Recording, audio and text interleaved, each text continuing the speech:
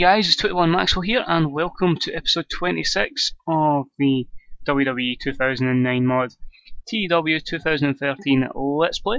You join us now for ECW, the last ECW before the Royal Rumble, where of course we have the big reveal of who this mystery man is that Wade Barrett has been talking about. Of course in this episode we will have SmackDown as well, and that will come after of course the ECW on Sci-Fi broadcast. Small thing cover from last time, and that is basically the fact that we are going to be in Birmingham again.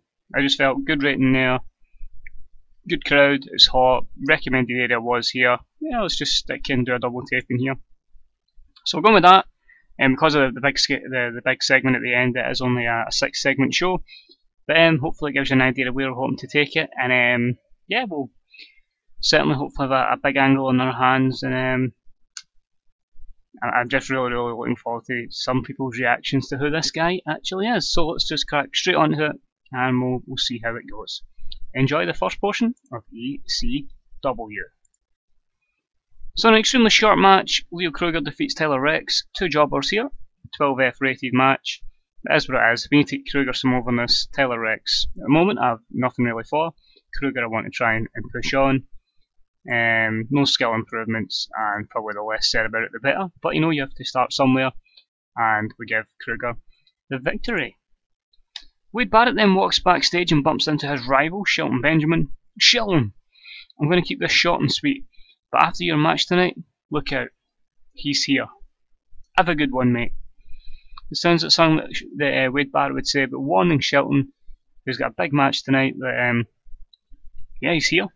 So a 66 C+ there, no skill improvements, and continues their feud. In a match that had some good action but not much in the way of heat, Daniel Bryan defeated Tommy Dreamer in 7:13 with a Dragon Suplex. Sadly only a 53 C. Don't think these two would have meshed well, but it was a match just to get Daniel Bryan over. Usual negatives there for length and both guys holding back, but hey, that is what it is. And about it featured some great action and a good crowd. Jericho gets some much needed momentum by defeating Alex Shelley and Chris Sabin in 10:14 when the Big Show defeated Alex Shelley by a chokeslam. It was a 73B-. I felt Big Show and Jericho need some wins before Rumble to get them some overness and some momentum. So we'll let them beat the Guns, and I'm sure the Guns can pick up some victories in the future. No skill improvements, negatives are all going to be for the likes of holding back and the drinking problem of Chris Jericho, the drinking habit anyway. But that was just to give them some more momentum going into SmackDown. Our main event and about it featured some great action, but not much in the way of heat. Shelton Benjamin defeated Seth Rollins in 17:39 by Paid Up. Shelton Benjamin makes defense number 3 of his ECW World Heavyweight Championship. This scored a 72B-. And just a great spotlight for Seth Rollins, telling a good match with Shelton Benjamin, a guy that's truly, hopefully, the cornerstone of this roster, of this brand. And yeah, it is what it is. Now it's time for the big reveal, and here he is. After Shelton wins, and his music plays, we eventually have it cut out. Ladies and gentlemen, my name is Paul Heyman, and tonight I stand before you as the new leader of the next generation. Now what has happened to my ECW, my excellent vision, ruined by Vincent Kennedy McMahon, and whatever the name of the blonde bimbo who runs this show is. Not only will I take over ECW, I will lead the next generation of the new superstar in WWE to take over the company as a whole. For too long the same guys have ran at the top, but we have an elite level of youth coming through, and with Paul Heyman at the helm, we will see them become the best in the world. Welcome to the next generation. It's a solid promo by the returning Paul Heyman. That's who Wade Barrett's been talking about, an 85B+. Paul Heyman debuts his cunning gimmick, and it has received an initial 89 rating. So pretty decent considering the low momentum with Paul Heyman, and done to a cool crowd. That could have been even better, but I feel he's going to be a massive part of the plans coming up. So the overall rating was a 71C+ because of lesser matches than that, but it just paints the start of hopefully a bigger picture in the long run. So that is ECW. Coming up next is SmackDown. So here we are guys with the SmackDown portion of the show. 2 pre-show segments just in between the shows, just to get some other guys some overness, popularity, you name it. And 10 segments which will hopefully give you an idea of where our feuds are going towards the Royal Rumble. Obviously it's still in the arena in Birmingham, Alabama, same place as ECW's tape. So without further ado guys, let's crack into the show and hopefully we can have a good go-home show with the Royal Rumble coming up in our next video. So in a match that had some good action but not much in the way of heat, Alex Shelley and Chris Sabin again defeat the Hart Dynasty in 9:41 when Shelley defeated David Hart Smith with the sliced bread number 2. Another good match between these two teams delivers a 78B rating. Natalia doing good work at ringside, both teams showing excellent chemistry. Matt Striker and Joey Styles working extremely well together, which is a good sign for the future. Crime Time and the Hart Dynasty have advanced with this storyline because obviously I've got the tag teams paired up. Tyson Kidd's improving his Rumble skills, David Hart Smith's improving his performance skills, and the negatives in the old dirt sheet was just everybody holding back. So very happy with that, and that is a good start to the show, or the pre-show. A very surprising result here in a match that had some good action but not much in the way of heat. Christian defeated the Brian Kendrick in 8:37 by pinfall with a kill switch. That scored a high 80B on the pre-show. Probably should put that in the main card if that's the kind of ratings it's getting. More positives between Matt Striker and Joey Styles. Negatives mostly all the Brian Kendrick, so that could have been even better, which is intriguing. Our main show starts with Paul Heyman in the ring with Wade Barrett.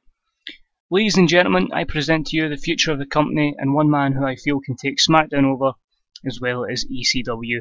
I give to you Britain's premier athlete, Wade Barrett. So 72B-, hopefully Heyman can get this popularity rubbing on to Wade Barrett and we can slowly build him up. Wade Barrett performed poorly in the segment just purely because it'll take time to get him over. But Wade Barrett's starting to show some more charisma, which is only good for the future of him. That's a good start to the show. An extremely short match. Wade Barrett defeated Tomko in 3:11 with the Wasteland, 55C-. Squash match for Barrett. Tomko was off his game. Paul Heyman did some good work at ringside. Wade Barrett and Paul Heyman are a good pairing. They play off each other well, so that's a good thing to hear that that's going to be a good combination. The announcing quality lifted the match. Tomko's improving his performance skills, although he is pretty much just a jobber to the stars now. And overall, pretty happy with that. That's a good start for Wade Barrett. Next up, the cameras hurriedly head to the backstage parking lot anyway, where we see the Big Show and Shad. The Big Show attacks Shad before chokeslamming him on top of a car roof. Looks like GTG must go alone in his match this evening. That scored a 73B-. Just a match, well, just a segment really just to show Big Show's dominance and to kind of take Shad out before this evening's match up later on between GTG and Chris Jericho. Again, that storyline continues all good apart from the cold crowd. The match itself was a great action and a good crowd. GTG loses to Chris Jericho in 10:32 while a Lion Salt following interference from the Big Show. 75B-, so hopefully again these kind of good items will help GTG. That storyline continues a little bit more, and both wrestlers, GTG and Chris Jericho, will both improve performance skills, so hopefully we can get a good result when the tag titles are on the line at the Royal Rumble. Next up, and about the featured great action, but not much in the way of heat. Drew McIntyre defeated John Morrison in 9:11 with a snap double hook DDT, or double underhook DDT. 79B, good chemistry between these two guys again. Really high on Drew in this mod. He improves technical skills and he gets a win. Not sure we go with Morrison from here. He may be another 1/10 of the jobber for the stars category, but good nonetheless. Next up, we've got a promo from CM Punk. Here we go again. Matt Hardy will never die. Matt, I'll be honest with you, if you'd dealt with substance abuse like your brother, then probably you would have died. But tonight we end Matt Hardy. Just like this Sunday, the Straight Edge Society ends Jeff Hardy. It's time to just admit it, Jeff. You have a problem. Stop lying to these people. And that's why you were gone. And you blame me? This Sunday, I'll give you a reason to blame me when I end your career once and for all. So Punk's really pissed off that Matt Hardy's back from his injury after CM Punk took him out. And it's going to be him and Jeff taking on the Straight Edge Society this evening, and that is a 90A rated segment. Punk promos are are always going to deliver in this, but that's good for the feud. Good stuff, good rating. Then have a small backstage segment where both Matt and Jeff Hardy rile each other up and ask if each other are ready for tonight's match before they head to the curtain.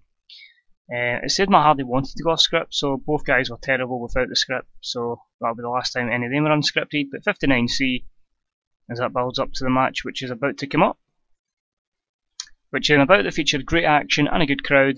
The Hardy Boys defeated the Straight Edge Society of CM Punk, Cavallo and Luke Gallows in 13:27 when Jeff Hardy defeated Luke Gallows with a Swanton Bomb. Disappointing 69C+, although I think when you add Matt, Cavallo and Luke Gallows that would do that to it. The storyline continues. Jeff improves his performance skills, Matt Hardy improves rumble skills, and Cavallo is improving his flying skills. Negatives: booking decisions, inconsistency, holding back, and a lot of Jeff Hardy's problems, which is a shame. But yeah, hopefully we can get a good push out of Jeff Hardy still. That's not too bad. We then cut to a dark room with The Undertaker. Batista, there are always repercussions for our actions, and when our actions cannot be backed up, it all ends in destruction. This Sunday, you enter my yard, and this Sunday, I leave with your soul. Rest in peace. So I wasn't really sure, I couldn't actually remember how Undertaker did his promos back then. So it wasn't always a guy that watched SmackDown, but we'll go with that. A 90 anyway to hype up the match at the Rumble and to continue the storyline between Taker and Batista. Taker's always got low morale because of one of the signings I made, and the segment was a bit short. In the main event match itself, and about the featured great action and great heat from the audience, Dolph Ziggler and Batista defeat The Undertaker and Rey Mysterio in 17:42 when Dolph Ziggler defeated The Undertaker by pinfall while using the ropes for leverage. Probably should put the loser as Rey Mysterio, but still great win for Dolph, and that'll hopefully help boost him up a little bit with that small mistake. But an 81B, commentary team great again, although the announcing quality still wasn't as good as the match, which is a shame, but hopefully that can come over time. Two storylines advance with the segment. Mysterio and Undertaker improve performance skills, and obviously a lot of negatives which could have seen an even higher rating, but it is what it is. And our overall rating is an 81B, which increases our popularity in 4 regions, which isn't too bad. And hopefully, yeah, we can keep this momentum up and have a good pay-per-view coming up this Sunday. As I say, we'll run through the card again. I just want to quickly check one thing. If I go to my roster quickly. So Wade is slowly but getting over with a small push we've given him. Previously was at, if I just show you there, 53s and 51s he's at now, was previously at 40, so he's slowly coming up, and this is working with Paul Heyman. And the other one I wanted to quickly check was Dolph Ziggler. He's up to an 81B, and he's come up from 73 to 76, 77s, up to an 81. So he's slowly but surely coming up as well. Had to obviously hide a lot of the wrestlers there just in case there was any spoilers for upcoming storylines, so we'll quickly close that. But yeah, that's pretty much it, guys. I say we'll quickly run through the card again and the email. Email is just the same rating on ECW on Sci-Fi, so we won't have a SmackDown rating in yet. But you know the card: Booker T, Evan Bourne, Jack Swagger and The Miz for the US title, CM Punk versus Jeff Hardy, Crime Time and Jerry Show for the tag titles, John Cena versus Shawn Michaels for the WWE Championship, Rey Mysterio versus Dolph Ziggler for the Intercontinental Championship, The Undertaker versus Batista for the World Heavyweight Championship, and of course the big match between everybody basically, the Royal Rumble, where we've got the return of Triple H. But that's pretty much it, guys. I hope you enjoyed this episode. If you did, please leave a like. If you've got any comments, leave them in the comments section below. What do you think of the pairing of Barrett and Paul Heyman? And until next time, this is 21 Maxwell. Hopefully I'll see you at the Royal Rumble. Take it easy. Bye bye.